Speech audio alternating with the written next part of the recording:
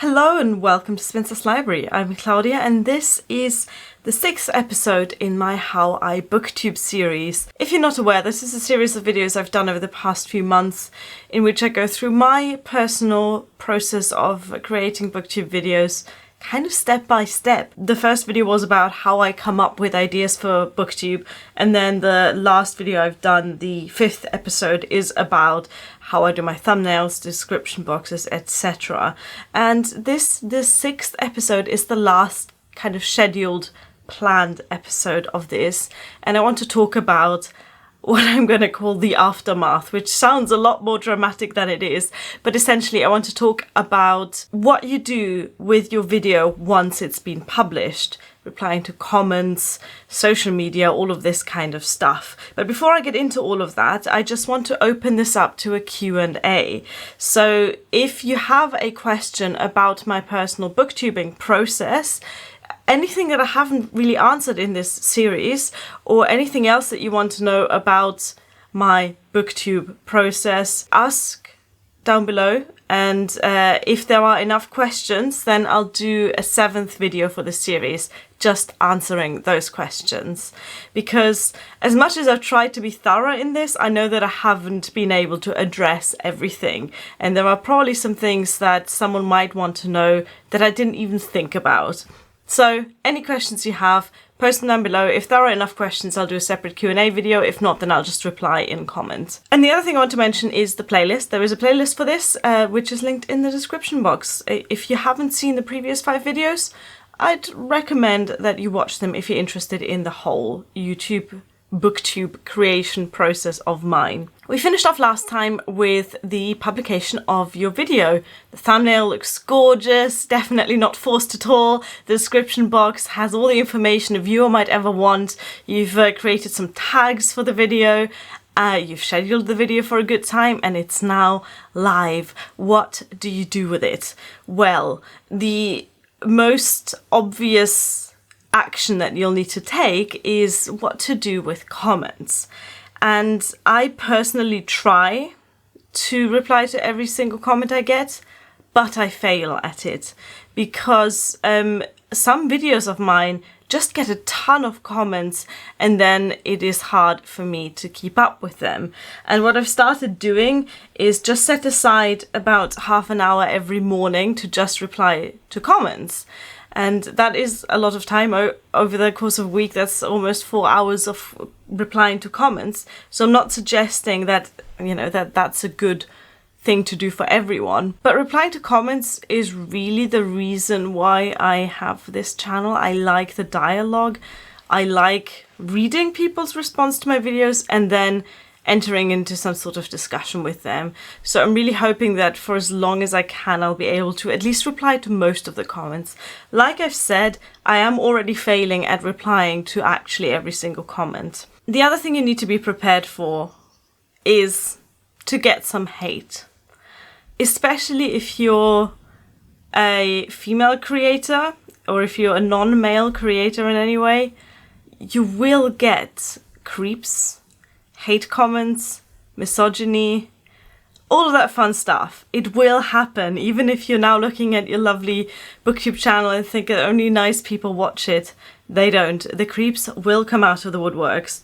So it's best to have a strategy in place right from the start so that these comments don't even get under your skin in the first place. And in my case, I usually just leave them be. I don't reply to hate comments. Usually, sometimes when I'm in a particularly confrontational mood, I will. I don't reply to creeps and I don't reply to comments that just comment on my looks. I don't understand why people think it's acceptable to just comment on someone's looks on a YouTube channel, especially if that YouTube channel is not about beauty or anything aesthetics related. I talk about books. I talk about other things as well. I talk about studying. I talk about cats. What I don't talk about is my face. So I don't understand why people feel the need to comment on that. But when they do, if there's nothing else of substance in the comment, I will just ignore it.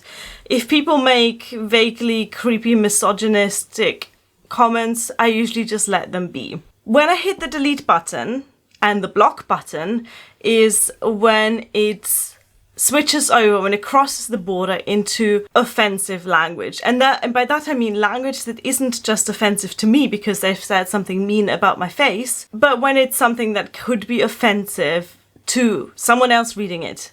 Because I don't want to take that responsibility. I don't want some horrible racist troll, saying what they want in the comments and then for that to be able to stand. And over time, I've come to expect those comments on certain videos of mine. For example, I have recently done an advent calendar where I talk about one book every day in December, one favorite book of mine. And one of those books that I mention is Why I'm No Longer Talking to White People About Race by Rennie Edo Lodge. And I mean, I should have seen it coming, right? All of the comments that are just horribly racist and offensive on that specific video, clearly written by people who haven't even read the book. But that doesn't matter because these people seek out those videos and just to spew their hate on them.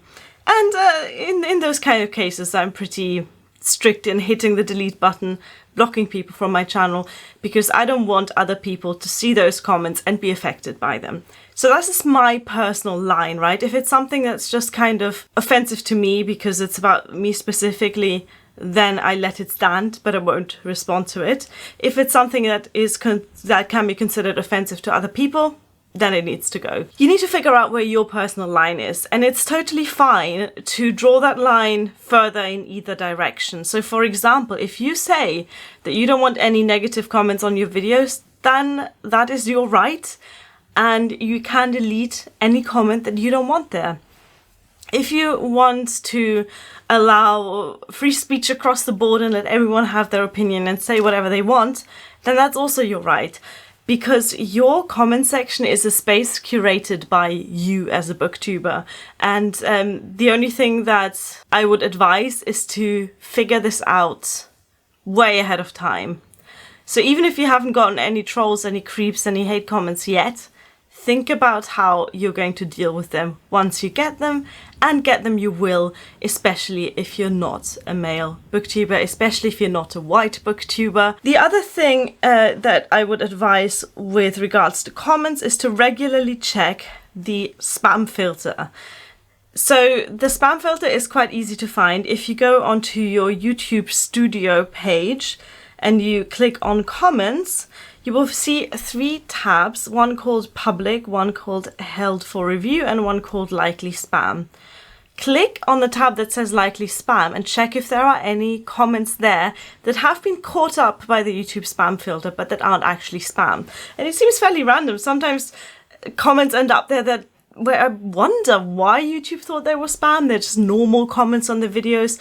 Most often you'll find comments there that include links, because as soon as there is a link within a comment, YouTube assumes that it's trying to advertise something. So go through the spam filter, figure out which comments to publish and which comments to delete. And I try and do that once a day as well, because yeah, comments just get caught there, and I don't think it's very nice if someone writes a comment and then it doesn't appear, even if they're not spamming. A function that I use fairly rarely is the pin function. So if you click on any YouTube video, you might find a pinned comment at the top. So this is a comment that the video creator has chosen to display right at the top. And I've noticed that a lot of creators use this to pin their own comments, and I'm sure there's some sort of reason for that, maybe something to do with the algorithm, I don't really know, but that's not something I do.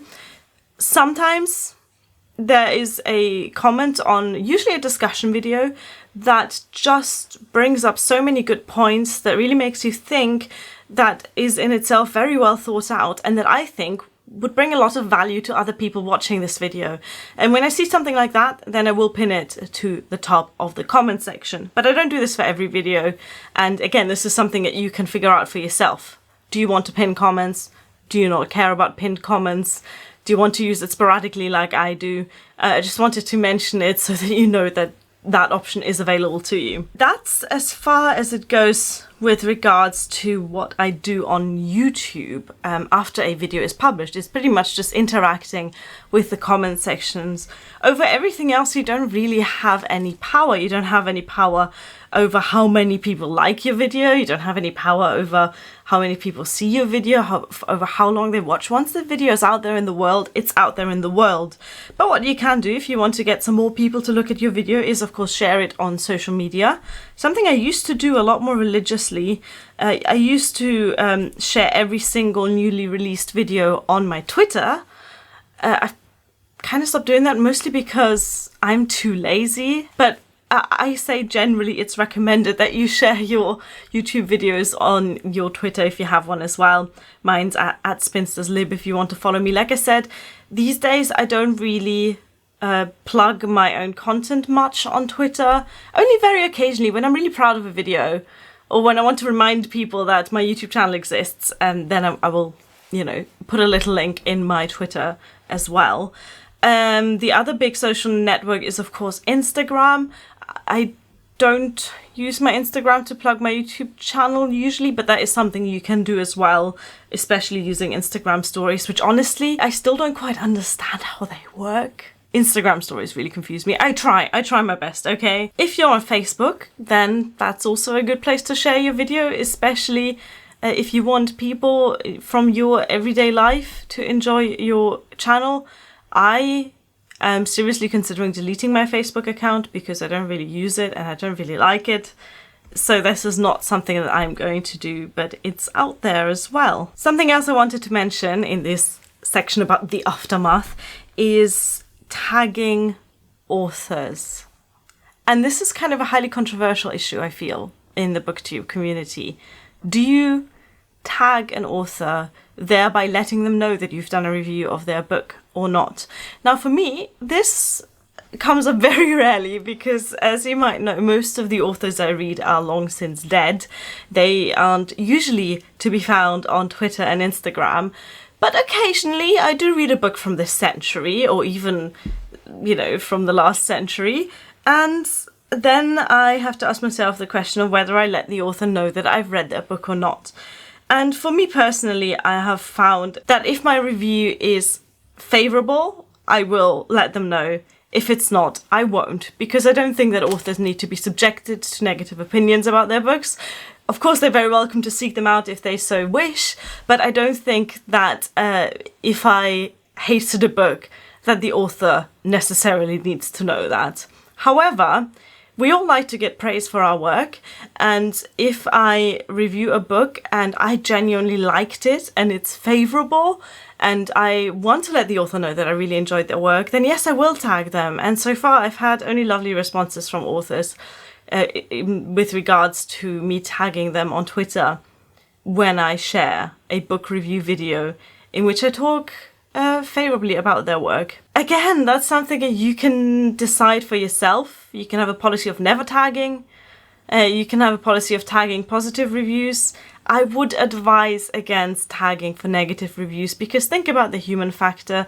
Authors are people as well, and you wouldn't want someone tagging you on Twitter just to tell you how much they hate it, the work that you've poured so much effort and labour and love into. And finally, I want to just chat a little bit about analytics, because as soon as you get a little bit deeper into the whole booktube thing, you will discover the analytics page on the YouTube Studio Beta page, and that's what I use to look at my analytics. And while analytics are very interesting, it's important to not get too sucked into those because YouTube is a completely random game. The videos that get promoted aren't necessarily the videos that you're proud of, and the videos that you really, really love might not get as many views. For example, I did this absolutely amazing, really adorable fake fitness video for my cat, and barely anyone saw it.